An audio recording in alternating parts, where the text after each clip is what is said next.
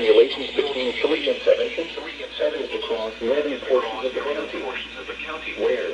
Portage County. When? Until 7 a.m. Eastern Standard Time Monday. Impacts. Roads, and especially bridges and overpasses, will likely become slick and hazardous.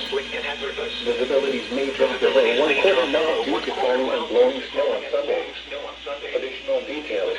Widespread snow is exiting late this evening. Lake effect snow squalls will develop Sunday morning and continue through Sunday evening before ending. Snow squalls may produce small snow through the skirts and snow lakes that runs its inches per hour at times on Sunday.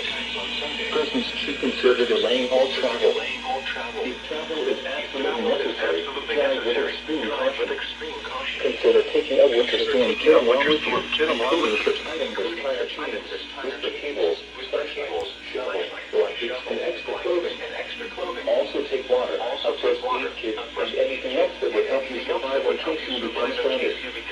During late